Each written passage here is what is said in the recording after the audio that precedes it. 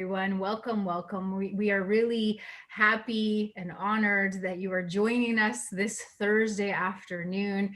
It's the Saskatchewan version. We have Kendal with us. Our beautiful Aubrey Ann is going to welcome him and introduce him in a moment, but we are really honored that you're here. The Can-Do Links to Learning. So this has been my fourth time sitting with Kendal listening, and I got to tell you, it's an amazing presentation. I walked away on Tuesday with some tangible items for what I do on my end and in my professional life. So really good content that he's bringing. So much so that I actually pressed pause before we started this workshop. And I went outside and I offered tobacco to the land. I gave thanks to Creator for the gift of this day, but the gift of this moment and the gift of the teachings and the knowledge of what Kendal is presenting this afternoon. So it is Indigenous entrepreneurship. It's, the season of influencers, celebrities, online magazines to give their top 10 list of the best gifts to buy. And there's tons that are out there. Like I'm wearing Cheekbone Beauty. I got my beaded bling from a gal in Enoch Cree Nation. So I feel like I'm always representing our people, but it shows the gifts that our people have, the vision our people have for business and for pushing their ideas and their vision forward. And so it's a great season, a great time to be an Indigenous entrepreneur. And so this is a really remarkable workshop that we're going to listen to, take part in today. So there is going to be an opportunity at the end for questions, dialogue, conversation. So we really welcome your voice. We also will be sending you a link after to fill out the evaluation. So please fill that out. Your feedback is really important to us. Now, check this out. We have two $400 Visa gift cards up for grabs. So if you fill that link or fill that evaluation out, your name will be entered into a draw for this week. So it's in your best interest to fill out that evaluation. So welcome, get comfortable, open your heart, your mind to take in all of this good information and knowledge and passion that is being shared this afternoon. So I'm going to pass it on to Aubrey, the beautiful Aubrey, as she's going to introduce our speaker this afternoon. Hello, everybody. Like Michelle said, thank you all so much for being here. This is going to be an amazing workshop. Like I say, every time I come with an open paper and a pencil just to jot down all my notes, get my questions going. So I hope you do the same. I'm very excited to be here, of course, hosting Saskatchewan as the student director with Can-Do. I see a lot of familiar faces. Well, I did when people turned their camera on, but and I saw familiar names and people that I know. So I'm really happy that everyone's here. But without further ado, I'm going to start introducing Kendal because I know you all want to hear his amazing expertise. I've had the opportunity to hear Kendal speak at multiple events, and let me tell you, it is absolutely inspiring. And I always leave it with something new that I learned to bring me into my future. And so this here today is Indigenous Entrepreneurship with Kendal Netmaker. So entrepreneurship is one of the greatest opportunities to help build Indigenous peoples and communities. So Kendal is going to take you on a journey by showing you how to use what you have in front of you and make something big out of it. So a four-time Entrepreneur of the Year, Kendal Netmaker shows entrepreneurs and organizations how to embrace the power of entrepreneurship. Kendal Netmaker makes Indigenous peoples ignite the entrepreneur within. And so here you're going to be able to gain how to launch and scale profitable business, learn how to market your product and service, embrace the power of using what you have in front of you, and learn the top 3 secrets to growing a successful business. And so Kendal Netmaker is one of Canada's leading entrepreneurs and speakers from Sweetgrass First Nation right here in Saskatchewan. So we're honored to have him at the Saskatchewan Links to Learning. He was raised by a single mother and he has 3 younger sisters. And he started Nichi Gear through the opportunity opportunity of an act of kindness of a friend, and that has brought him to where he is today, with Nietzsche Year, and he uses profits to go to underprivileged youth in sports. So he does amazing work, amazing speaking opportunities. And so today he has founded and invested in 5 businesses. He's the author of Driven to Success. He's won over 25 business awards, including the runner-up at the YBI Global Entrepreneur of the Year and one of Canada's top 40 under 40. There's so many great things to be said about Kendal, but who better to speak on it and really show you that than Kendal himself. So with that being said, I welcome Kendal to the stage. So thank you so much, Kendal, for being here. Feel free to start. Thank you. Thank you so much to everyone for being here today, and to Candu for arranging this webinar today. So today we're going to start off by getting into the content. We have to be done by exactly at, I think it's going to be 4 o'clock my time.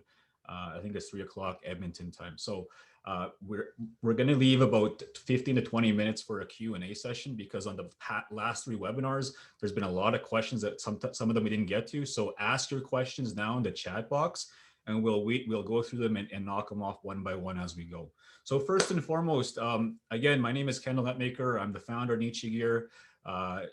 Did a lot of cool things with business, but most importantly, I've helped a lot of other business owners to succeed. And that is one of my my passions right now, is really helping other people succeed, from how to create other clothing companies, e-commerce sites, publishing their own book, becoming consultants, coaches, becoming trainers, speakers, and so on. So I've been doing a lot of that through COVID, and I just wanted to share with you the thing that a lot of these entrepreneurs out there that are doing right now, the things that is working for them, is they've identified a big problem in the marketplace. They match their talents, their gifts with that problem to help create a solution to it. So I want you to ask yourself, right before we get into this training here, is I want you to ask yourself, whatever it is that you're trying to start right now, whatever project, business idea, whatever that is, I want you to ask yourself this question: am I solving a big enough problem in the marketplace? The bigger the problem you solve, the bigger opportunity you have to be successful in it and to scale it quick. If you create a problem with your product or service, it's a marketing problem now. Now you have to educate people about what it is that you're trying to help them with. That's a hard game to play. So identify the problems in the marketplace, match what you're good at to create a product and service that solves that pain point for your customers, okay? The next thing I want you to think about is, as you're solving the problems that you're trying to do through your product or service, now more than ever, we need to be adapting online. We have all demonstrated through COVID that during this time, we've all adapted to Zoom. We've adapted to Microsoft Teams, Skype, and so on. Whatever video conferencing platform of your choice, we've adapted to that really quickly. And you know what? Right now, internet, online, e-commerce shopping is not going anywhere. So whatever it is that you're selling, you need to tailor it to that market who's now buying online. We've progressed so quickly in the last 8 months that people are now know how to buy online. They know how to buy a product, a service. They're buying their groceries online, right? So a lot of things are happening. So as we progress here through COVID and we're trying to create profitable businesses, ask yourself, am I solving a big enough problem? And is it adaptable to being online right now? The ones that are struggling the most are having a hard time adapting online, or they can't at this time. So as we go about your business and we're trying to make things work, I want you to also think about this. One of the things that changed my life when I was getting mentored by another business owner. And one of the things that he would tell me is, Kendal, what's your goal? What are you trying to do? Well, I said, I'm trying to create a speaking business. I want to help people through it, through coaching programs, courses. I want to write a book and so on. He's like, very good, very good.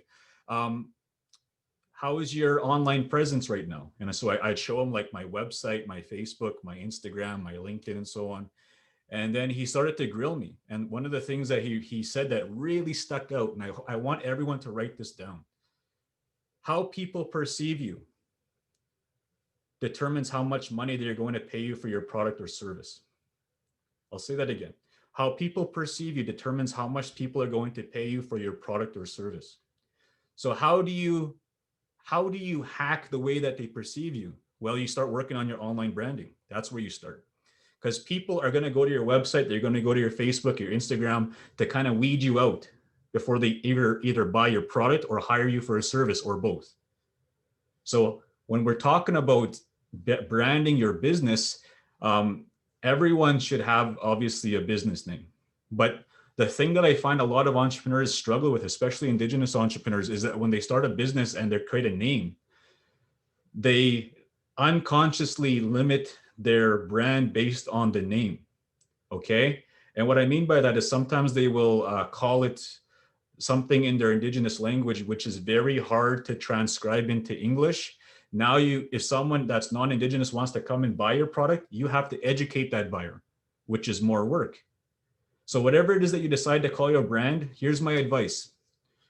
Make it easy for someone else to pronounce and say. Number two, your logo, whatever it is that you create with this, make sure that when someone sees it and they see it a bunch of times, they know it goes back to you, the business owner. They know that that's about you. When I got the Nietzsche Gear logo up, let's transfer the slide here real quickly. When I got the Nietzsche Gear logo, you see it's a simple NG, right? Nietzsche Gear logo. It's like a text. That's basically what it is. It became so easy to know that that's Kendal's brand. That's Nietzsche Gear. And when people came to buy it, it wasn't that they were necessarily buying the Nietzsche Gear brand. First, they bought from me. Then they bought the Nietzsche Gear brand. So anyone that you're doing business with, a lot of people have a hard time with this because they think that if they put up a business and they put up something on a website, people are going to go and hire that business. The people that are succeeding and beating the competition are branding the owners, the ownership, whoever runs the business into that business. Those people are having the most success right now because people do business with other people who happen to own a business. Does that make sense? People do business with other people who happen to own a business. And if someone says, I recommend this company, or maybe you watched a movie right before COVID and you said, hey, that was a good movie, you should go check it out. Those are the best recommendations for future business. So when you're delivering your product, your service, you have to make sure that you put your customer first. You make sure that you put your customer first so that when they get your delivery, they get the product or service, it's over and above, and they want to tell all their friends. That's the beauty of it. That's how you get organic marketing and referrals from that. So we're talking about the name. We talked about the importance of creating solving this problem. When I got into Nietzsche Gear, just a quick story really quickly. I didn't know anything about business, okay? One of the biggest myths out there, we'll say, is that they'll say, Kendal, I want to go into, whatever, BCom and get a 4-year degree, then I'll start my business. You don't need a business degree to start a business. If you look at all those people on Dragon's Den, Shark Tank, even the people that go on to there, most of them don't even have any sort of business training. Okay? You don't need a business training. You don't need a business certificate to start a business. However, if you get an opportunity to take any kind of training, any kind of mentorship and so on, take it because it might help you in some way. But what it comes down to is a drive from here that only you possess. I'll give you an example of what this drive I'm talking about. I didn't talk about this in the other webinars, but if you find yourself up late at night and you're trying to, or maybe in the morning, and you have this idea that you're always trying to, it always keeps coming back. It's always in your mind. It doesn't leave. It keeps coming back. I recommend that you act on those ideas. Okay. They're not there for nothing. And one of the things that I had to do was I had to transfer my online courses to a different platform. And what bothered me with that is I was trying to find the easy way out. I'm going to go find someone else to do this for me. But no one was able to do it the way that I possibly could in that moment. So I had to stay up for like 2 to 3 a.m. for 2 weeks straight, moving the whole platform over, downloading videos, organizing into content and so on. That's drive. If you can find ways to funnel your energy, whatever it is that you're doing on the side, funnel it into your business idea to make it grow, you're going to have a lot of success as an entrepreneur. One of my my mentees, we'll call him, does websites. He does branding. And one of the things that he does really well is when a customer wants something, especially because he's a startup, he will stay up late just to make sure he gets that thing off to his client. You know why? Because he's not a full-time entrepreneur yet. He's working 9 to 5 right now. So he has to stay up late. And you know what? He's married, he has children and so on. He's just like you and I, he's trying things. Now, because this is a Indigenous entrepreneur training, I want to talk really quickly about sometimes it's very difficult for us to promote ourselves, okay? And when I was doing this stuff with Nietzsche Gear, and then I got into giving back and I started helping youth through sports, and then that transpired into giving bursaries in post-secondary and high school, and that manifested into creating our own charity. And so Indigifund became a charity that we created because we wanted to give back. And you know what the blessing was? We kept telling the same story over and over and over again. And guess what? If you tell the same story about your why, what you're trying to accomplish, sooner or later, people will find ways to help you get there quicker. But you can't do that. You can't get there unless you tell people. So any chance you get, you tell people what you're trying to do with your business. You tell them what you're trying to accomplish, how you're trying to change the world. You don't know who's going to come and step in and give you that helping hand. Okay. So we created that Indigifund through all that. I started to speak. I started to go and do different trainings. Now it's all virtual. Before all this, I was doing more in-person events and I published a book. But I just want to step back really quickly and tell you that as First Nations people, as Nehiyawak, one of the things that we struggle with is self-promotion, okay? Promoting ourselves, our services, our products. And well, I want to share with you a teaching that I received from a mentor of mine who happened to be I guess a lodge keeper, a traditionalist, a ceremony leader. So back in the day when I was just getting into business, I had a hard time because most people that come from that type of upbringing with our cultural values and whatnot, when you go to a ceremony or you're going to ceremony time during the summer, especially, it's being humble, humility, respect, prayer. So you can't bring that business mindset into that world. And so when I go back into the ceremony, if you know, whatever ceremony I was going to, and I had to go either participate or help as being a Scapios, I couldn't bring that mindset of how I do business out here to that. It's just not appropriate. So I have to leave all that in the city. When you come and do business like we're doing here right now, it's a different mindset. So what I'm saying is, if you find yourself struggling with that, it's two different worlds. That's what I was told.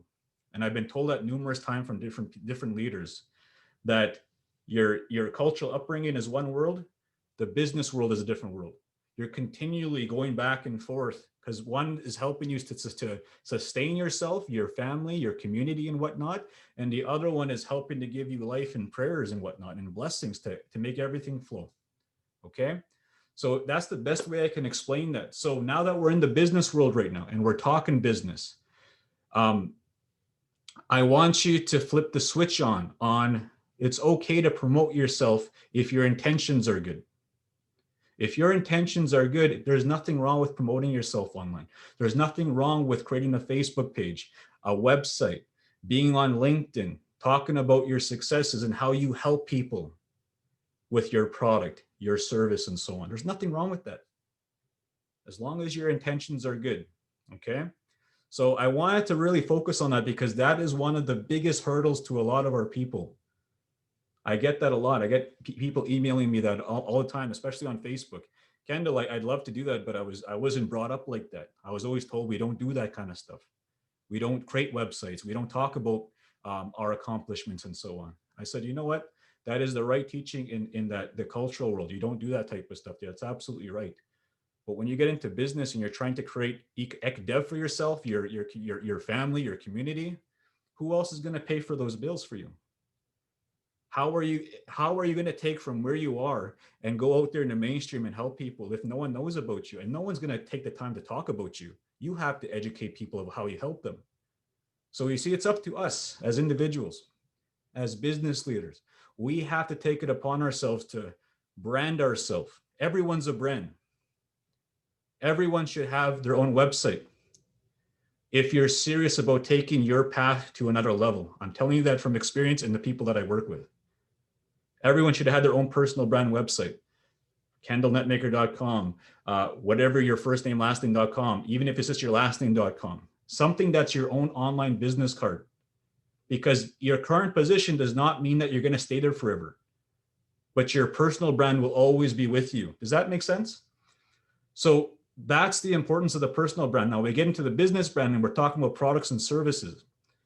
Whatever you're selling, I tell these entrepreneurs all the time, keep it simple. Okay. Try to sell one thing and be really good at it first. Sell hundreds of units if you can. Sell hundreds of appointments if you can. Make it profitable first, then evolve it. A lot of people just throw it all into a basket and they try a lot of things and it becomes really tough. If you want to succeed in something, now let's pretend, I get this a lot. Kendal, I want to start a clothing company. What do I do? Well, if I tell you what to do, you should probably do it. You should learn from people that have actually done those things. So if you're, I don't know, let's pretend you're a professor, right? And you want to become a good professor. You'd go and learn from a really good world-class professor, someone who's done a lot. It's the same thing in business. You go and find those people to learn from. You model what they've done and you apply the things that are working for them and how it can work for you. That's the fastest way to success. You also want to know this next secret, you learn from their mistakes. That, if I was to write, one of the things that's helped me the most is getting mentored, but avoiding the mistakes that they made. That has paved a lot of my path to be able to be in this room here today with you.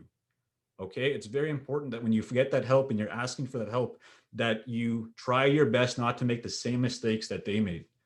I have another clothing company that I'm working with right now, Treaty 6, and one of the reasons he grew so fast is because he avoided the problems. We work almost weekly on calls and whatnot, and he could have been way further behind, but because he reached out and he asked for the coaching and whatnot, and we work with him, he's getting there really quickly, and he's already on his second brand, his second website. This just happened in September. So much stuff can happen if you learn and avoid the mistakes of other people that have done that kind of stuff. So we're talking about branding. Everyone should have a website. Your name should be easy to say. Your social media channel should all be branded in your company brand. Okay. So everyone should have a Facebook cover, a LinkedIn cover, Twitter cover, whatever it is that. Have a professional photo, okay, of the stuff that you're trying to do with your business. On your website, the first thing that people see should be, if they're a personal brand, your photo, obviously, because people do business with people. They want to see your face, okay? If it's a product, a nice photo shoot with your product should be the first thing that people see. And the text should be like your promise statement. Your promise statement is how you help the person that's on the other side of the screen on your website. Okay? Your promise statement is how you solve the other person's problems, summarized. So if you went on my personal site, it's KendalNetmaker.com, and it says, tell your story, build your brand, become world-class. I help people build world-class brands. That's what it's saying. So I want you to ask yourself, whatever is that you're trying to sell right now, whatever is it that you're trying to build, what is your promise statement and how you can help people? Make it into a really simple, digestible slogan, put it on the front page of your site with your product, your service, or yourself if you're the brand. Okay? The next thing I want you to focus on is every single client that you get from here on in, you ask for a review. Every single product that's a happy customer, you ask for a review. Why do I focus on reviews a lot? Because people trust other people's opinions of people or products or businesses. You wouldn't most likely go to a movie if someone didn't say it was a good movie. You most likely wouldn't go to a restaurant if someone had a bad experience there. Businesses are the same. You and I are the same. So how do you raise your profile? Every time you do something for someone, you help someone, ask for a review. Hey, do you mind sending a one to two lines about how this has helped you that I can add to my website? That's all you got to do is ask that question. If you go on my website, there's like lots of reviews. I ask all the time because that's part of my brand and I help people do the same thing. So on your Facebook page, if you have a Facebook public page, you can ask for reviews on that page. On your LinkedIn, you can ask for LinkedIn recommendations from all of your network. It's a manual process. You just ask people on there, okay? Through emailing, you can ask all of your contacts for a review about you. That's how you can get reviews right away overnight. You send it to all that list. You could stay up to like midnight tonight and doing that. I guarantee you'll get a couple of people sending you positive things back. You put them on your website. Now you just started the flow. Because I get a lot of people that make an excuse. Kendal, no one's going to say nothing nice. How do you know that if you haven't asked anyone? You have to ask. People ask me, how did you get Brett Wilson on your site? How did you get Bob Proctor from The Secret on your website? I asked. All you need to do is ask. Sure, there's going to be a lot of people that will say no. Sure, there'll be a lot of people that won't even, give you any time of day for that stuff. That's okay. But what about the other people that know you? One positive review can get when they go on your site and they see that review about you or your product, can influence them to say, yes, I want to buy. Yes, I want to book them. Okay, very important. Make sure that you make reviews a big part of your business. People buy social proof, okay? All right. Next thing I want to focus on today is there's a good chance that some of you are working with entrepreneurs or you are entrepreneurs or you're business owners and so on in some way, some capacity. And one of the things that we also, as Indigenous people, we struggle with, so I talked about marketing. We have a hard time talking about ourselves and how we help people. The second thing that we struggle with is with selling. We don't know how to sell what it is that we're trying to get across. So what I tell people is that when you get a chance to get in front of a buyer, someone who's either online or on the phone, what I recommend to you is this. This also works at networking situations as well. Your job as a seller is not to be the one who talks. So if you ever have to sell something on the phone, this is the best advice I can give you. You ask questions that get them to talk about their pain point. Once you find the pain point, you tailor every response to how you help the pain point.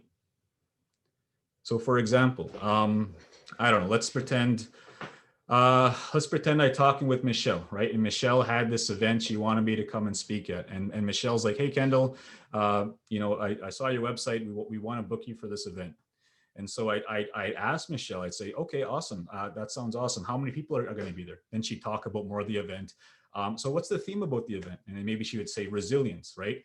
Okay, so tell me about the people that are going to be at this event. What have they gone through? And maybe she'll say, oh my gosh, there's some people that have gone through bullying. Maybe some come from northern communities where there's people going through the suicide, they're struggling with that up north, especially. So that theme may have to change for me. So I'm listening to everything she's saying and all the responses. I'm tailoring what I'm going to say next to how I can help her and her event. Does that make sense? So at the end, you tailor your response to everything that they're talking about, everything they need. And you know what? There's a good chance they're going to say yes if you tailor that response to everything they just talked about and their problem. So it's the same thing in services, and it's also the same thing in selling products.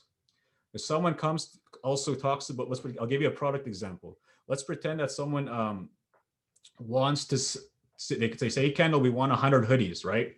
I'll say, okay, awesome. Do you have an idea of what you want to put on the hoodies? Well, we like this logo. Okay, cool. Is there a logo that you need? Yeah, we want this logo. Is it for a conference? Yeah, actually it is. Oh, okay. Well, tell me about that conference. What kind of event is it? Well, it's about I don't know. It's about inspiration, motivation. Okay, awesome. Well, do you think maybe it'd be awesome if we put a motivational quote on it instead? Hey, you know what? I never thought of that. Maybe we could do that. See, now I'm starting to help solve their pain point. And now it's easier for them when I say the price or the order, they say, yep, let's do it. If they went to someone else, what they would probably say is, hey, we need 100 shirts, send us a quote. And that'd be like the end of the conversation. But because I take the time to dive in and ask questions that matter to them, they feel important, they feel heard, and people want to do business with people they trust. And that's how you build a trust right away. You ask meaningful questions. Is that all making sense? Give me some thumbs up. Awesome. Okay, cool. So that's the secret of selling, asking meaningful questions. I highly, highly recommend that if you are selling a product, especially over $1,000, get them on the phone. Okay. Book the meeting on the phone or through Zoom. Ask the questions through Zoom on the phone. Just like we talked about. Okay. I could do a whole training on this. We just don't have time for that. But ask the questions about their pain points, what they're going through. At the end, you give the offer of how you help and you zip it.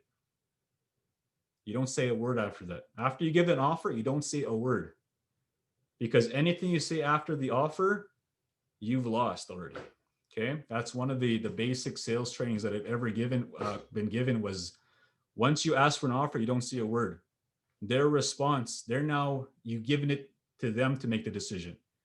Because if you start speaking, you're telling them, I doubt myself and my offer. Does that make sense? Okay. Awesome.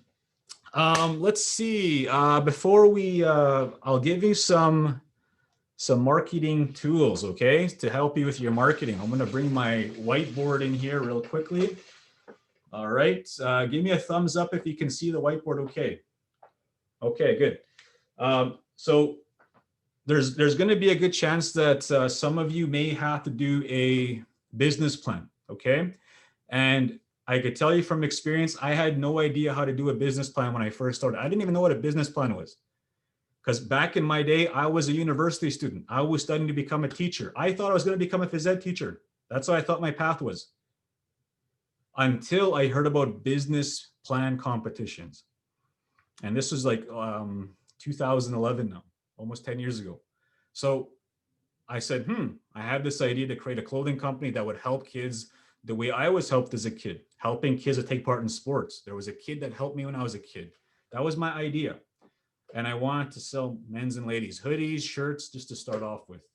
And Nietzsche Gear was the name that I wanted to sell it with. So I had to learn how to do a business plan just to even get into this. So I would go to workshops like this. And I would show up and I would take notes. I would find mentors and I would take them out for coffee. And I would sit there with a notepad and pen. And I would just take notes. And that was when the first idea of perception determines your success. So I knew that I couldn't just type this up on Word and submit it. So I went to the Staples store in Saskatchewan on A Street. I walked in and I bought a Business Plan Pro software, which is now called liveplan.com. And that is the software I recommend to all of my clients to use. Anyone can make their own business plan now. It's a software, it's affordable, and it makes your business plan look world-class. It makes beautiful graphs. It just looks really presentable. So think about it. You give this to any AFI, any financial institution across Canada. You're trying to expand your business at this point. You have this business plan. It looks presentable. There's a good chance they'll probably take you more seriously when they're reading it. But if you hand a little Word document with no logo, no nothing, and it just looks like you just put together something, they're not going to take you seriously when they're reading that thing. Presentation is everything, okay? So this is the software.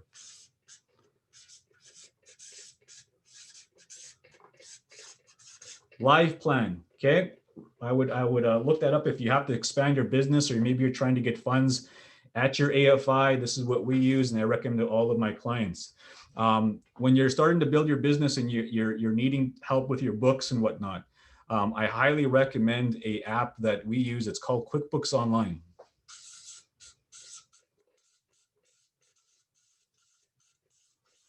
QuickBooks Online. So you can get that on online and you can download the app. You can do your payroll on there. You can do your invoicing, your sales receipt, estimates, track all of your expenses. You can do your mileage and all that type of stuff. There's so many things that you can do. We actually plug in our online store to that so that every time we make a sale, it gets put into our books right away. It just gets synced together. Okay. So that's the kind of stuff that I highly recommend this because it's most people use it. If you want to do e-commerce and you want to sell products anywhere around the world from your home and you want to make a site, this is what I recommend.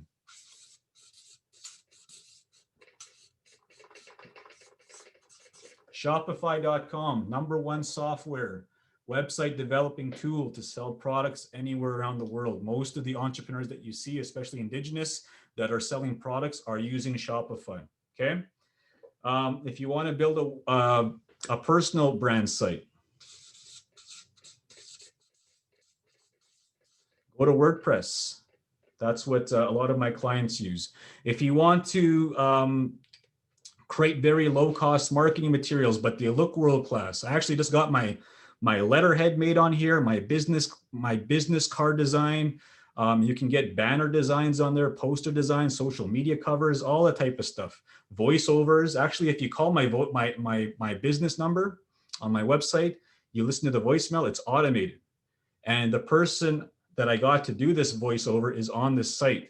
And he sounds like he's from the UK or something. He sounds really, intelligent, how he has his voice. And I got it on Fiverr. I paid like $20 for it. So we can do stuff to stand out in the marketplace that is very inexpensive, but you just got to take the time to go onto these sites and weed through it. Okay, so this is the site.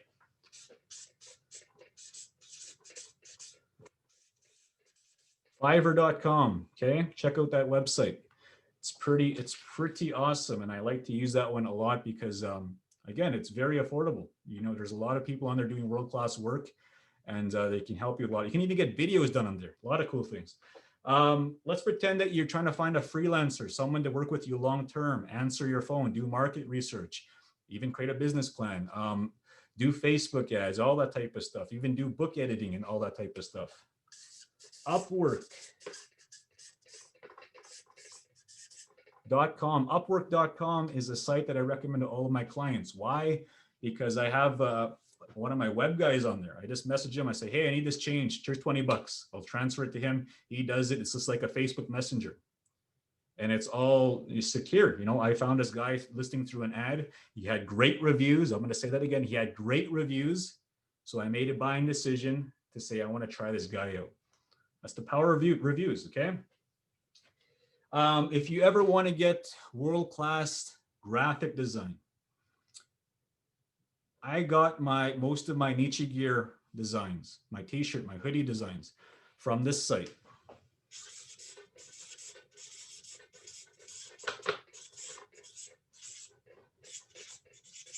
$99designs.com. Okay. Why do I recommend this? Because this right here solved a lot of our problems. Most of the time when you go to a designer, they'll give you a couple mock-ups and say, choose one, right? On this thing, you list a price, you say, this is what I want. I'm going to pay the winner $500 for whatever design, and you'll get 30, 40, 50 plus designs sent to you on this thing. And all you have to do, you decide the one that you want. And you keep tweaking it with that designer until it's perfect. Then they release the payment, they give you the design. It's a huge win-win. How does that sound, right? That's like pretty, I'll give you an example. Years ago, I spent $1,000 for 10 designs. I only used one of them because the other ones weren't good. I spent $1,000 for one design, where I could have been on this website if I had figured it out a long time ago. So that's the kind of stuff that I wanted to share with you here today.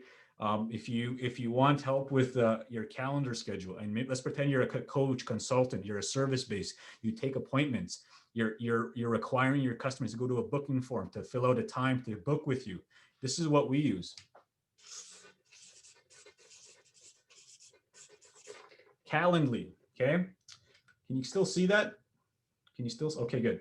That's what we use. If you want to, on the go, you're doing social media stuff, and you want to make a beautiful Facebook post with some photography, some nice text, a call to action. Canva, okay? Download that app. It's awesome. It's on the go. If you have to sign a document, you're on the go. You sign it on a piece of paper. Open up your Apple Notes app, scan the document. You can send it as a PDF. You don't have to do that stuff anymore. Or you can sign it even in that Notes app. You don't have to buy those subscriptions, the Sign Easy or whatever, those DocuSigns, whatever they're called. There's just a waste of money. You could do it for free on your iPhone now. So that's the stuff I want to give you. And before I hand it over for questions, Michelle, I just wanted to say that the perception of your brand is a lot to do with the buyer's decision on how they're going to say yes or no to you. Okay. So you only have like literally seconds to make that impression. So if I were you, whoever's watching this, put a lot of effort in your online brand, your website, and your social media channels. Because as you drive, because there's no point driving traffic to a website, your social media, if it doesn't look presentable, right? That doesn't make no sense. Make your sales process super easy to be able to get on the phone with someone or to get someone to buy now. Make it super easy, as streamlined as what you possibly can. Shopify does an amazing job with an easy checkout process. But if you're selling $1,000 product and above, get them on the phone and follow what we just talked about in this training. So I guess in a nutshell, I really hope that this has helped you. Again, the bigger the problem, the bigger opportunity. But most importantly, it comes down to you and the actions that you take to make it happen. No one else is going to step in to do that. You have to put in the work. You have to put in the drive. And last but not least, don't be afraid to ask for help. So many people I can contribute to helping me publish my book. I didn't know what I was doing. I didn't know how to write a business plan, but I asked for help. I didn't know how to start a business. I didn't know how to open stores, hire people, but I asked for help. Okay. I didn't know how to speak. I asked for help. There's so many people out there that will be willing to help you. So thank you. I'm going to hand over to Michelle. We'll answer some questions. Awesome. Awesome. Really good information, really good knowledge. Thank you, Kendal. So we have some questions. Let's get right to them. Patricia, there are so many clothing brands emerging. How do you set yourself apart? The one who resonates the most with the market and the one who tells the best story will win. That's how you're going to find. So if you can make a brand resonate with the language of that market or something that triggers an emotional reaction when they see it, combined with a story, home run. But most of the brands are just selling designs and they're not really, it's like hobby style. It's not really business yet, right? You want to build a brand, you want to build a company, you have to think like a brand, a big brand would, and you have to put yourself in the same shoes that they would think about long term, about dropping collections, about doing video marketing, doing Facebook ads as you grow, that type of stuff, getting influencers to rep your brand, that kind. I have one brand that is doing, like they did about, oh my gosh, they did almost 20K over Black Friday and Cyber Monday. One of my coaching clients, and their brand hits an emotional connection. Okay, like when you, I don't want to say their brand because they haven't given me permission to talk about them yet, because we're just a brand new client. But their brand hits an emotional connection every time you hear it. And now we're working on the story piece. As the story comes out, you'll be hearing them everywhere. Anyone else want to come in to the Zoom call and we can answer some questions? All you got to do is put on your video or unmute yourself and ask the question.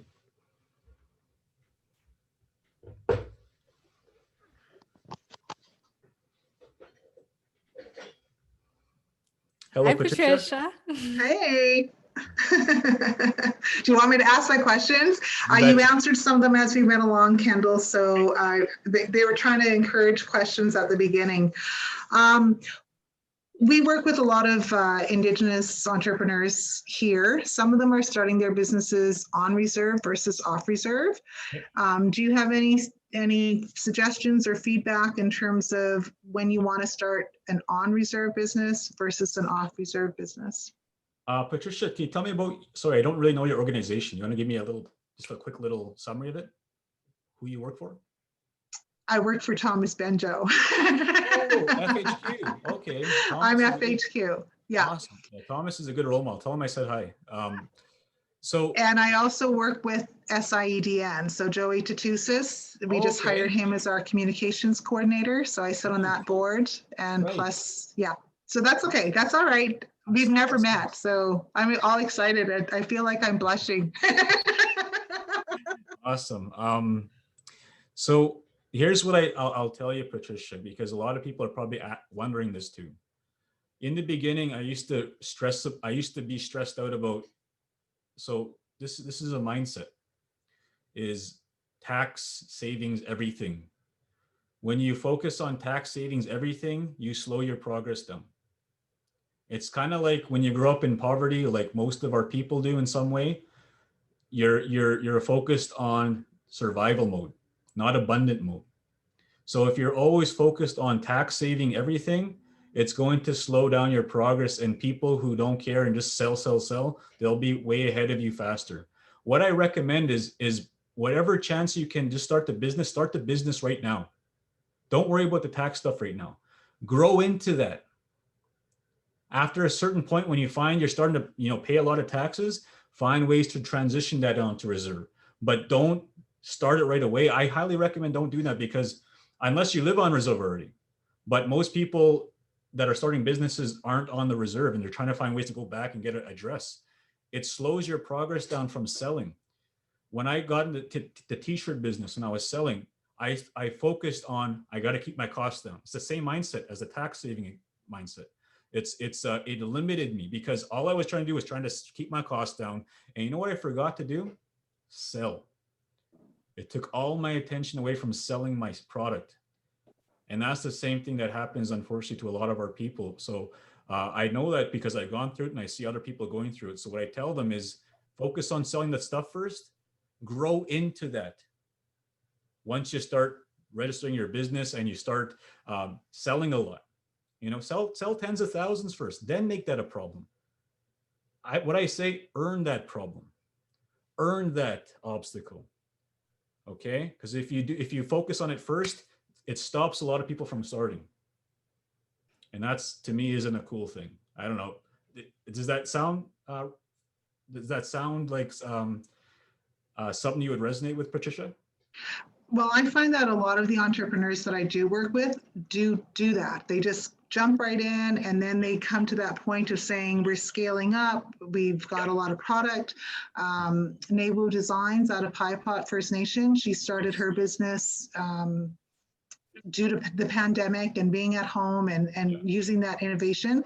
So that's the next question, is startup funds. And so just some suggestions. I know that you were a futurepreneur at one time, and that process.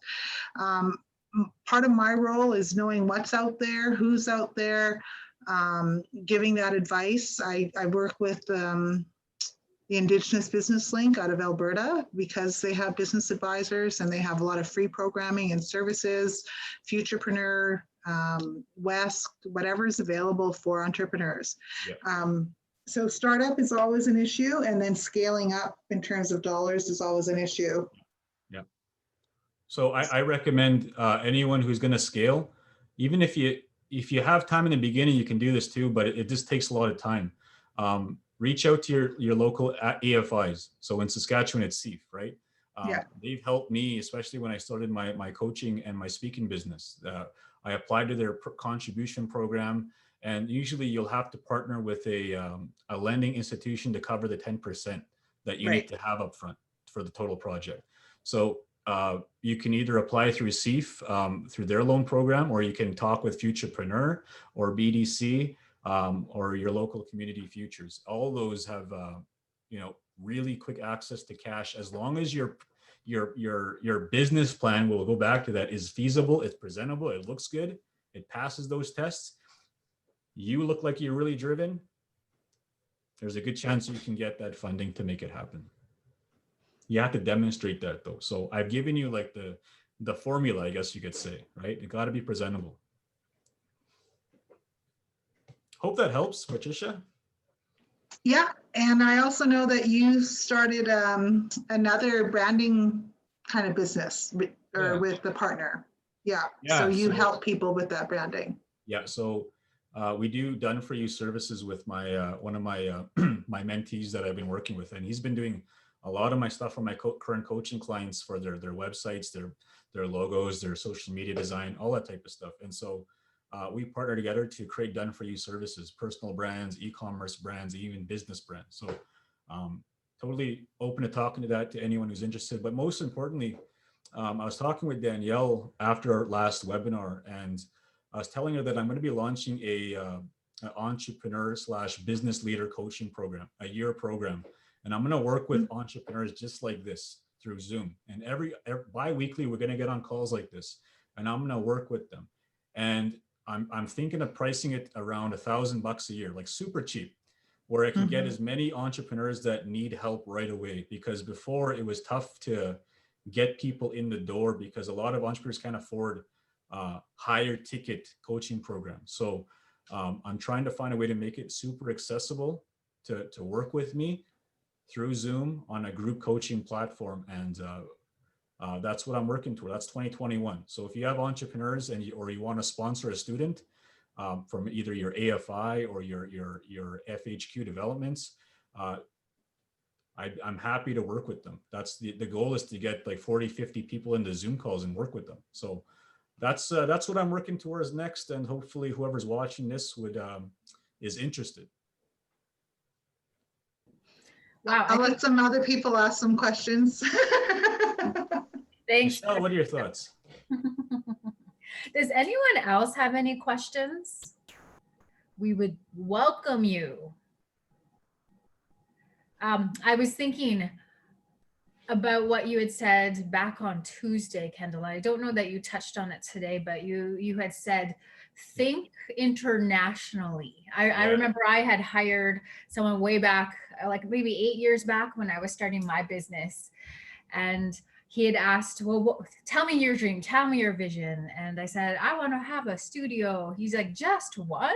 And that concept, like he was thinking, think big, like make it a brand. And that was hard to get there. But I really like the teaching that you brought today, you know, because I come from that teaching of humility and don't showboat, right? Yep. But we're walking in two different worlds. Yep. And so I really loved your conversation about that. And so I felt really empowered. So thank you for that. So you're welcome. Think internationally, dream big. Like, yes. So any questions, any comments? I guess just adding to that quickly, Michelle, is when I first started Ichigo, I used to tell people I'm going to be the next Lululemon. And guess what they thought? Oh my gosh, this guy's crazy, right? This guy's, you know what? I started having stores just like Lululemon. So even in the speaking business, I said I'm going to become an international speaker, right? Did it. Now, international coach, that's the next step. We're going to do it online. I'm going to have hundreds of students in here working with them, right? That's the goal. So I want to start with our own people, build the platform from Indigenous roots with Indigenous entrepreneurs, business leaders in live coaching calls like this, and build it from there. So that's next. I do have another, it's kind of a question.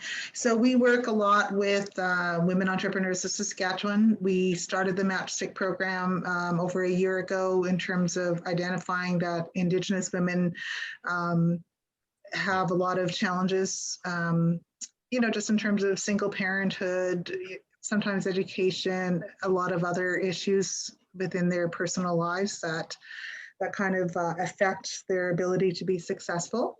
Are you aware of any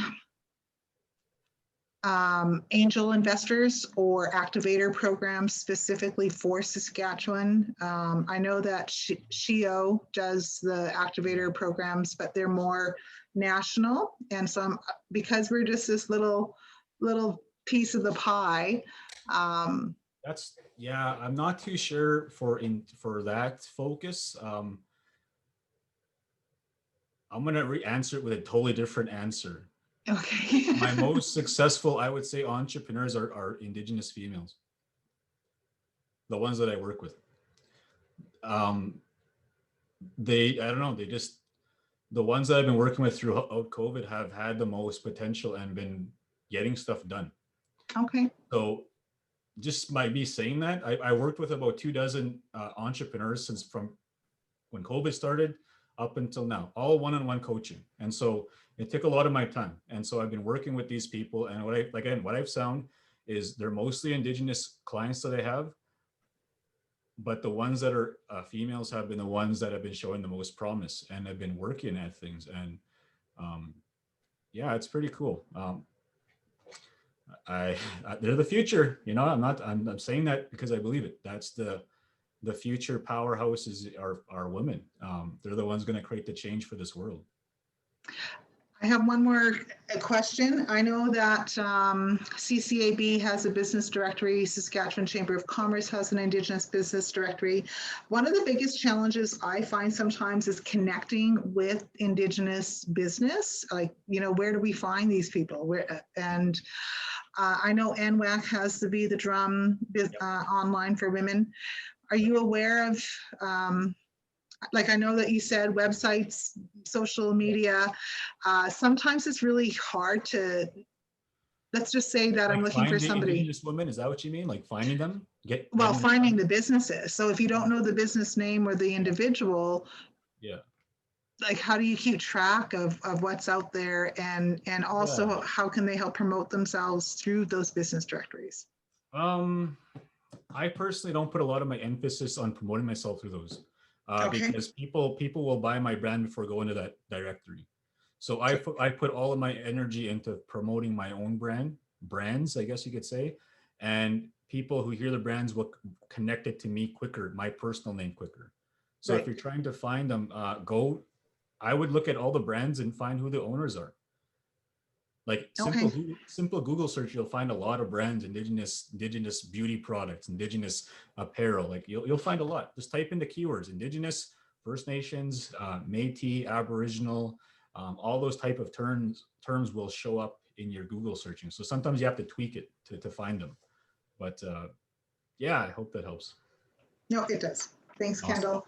Yeah, you're welcome. Thanks, ladies. Amazing questions, Patricia. Thank you so much for doing that. And they were great. You stole the questions right out of my mouth, and some I didn't even think of myself. So thank you for asking those questions. And thank you, Kendal, for answering everything and being an amazing speaker today. But with that being said, unfortunately, great things come to an end. And so this links to learning. We are going to close it up, but a big round of applause to Kendal. Thank you so much for all your tips. I have a full sheet of paper of notes now, thanks to you. I would show them, but I have the writing of a 12-year-old, but I do have a full page. So thank you so much, Kendal, for that. It's been amazing learning from you. But with that being said, I will pass it off to Michelle to do a little closing prayer for us. Awesome. You know, and with your new venture that you're talking about, Kendal, about the coaching, about entrepreneurs, like you gave me goosebumps. So go Join, for Michelle. You got to join. Aubrey too, and anyone else who's watching it, please come. Yeah. Like I said, we're gonna get hundreds. That's the goal, and it's starting with the grassroots. So that's where I'm starting, and that's where I'm gonna hopefully get a lot of people in. So it's all about helping, right? That's right. We're all given a path, and we all have the ability to help one another. And the more that we help other people get what they want, we get a lot of blessings in return. So keep helping. Anything that you do, always try to help other people. Hi. So if you liked what Kendal had to say today, he is back next week talking about Indigenous leadership. So we would love for you to join us. So as we close this off, we give thanks to Creator for the gift of another day, a gift of good teaching and knowledge that's been passed on.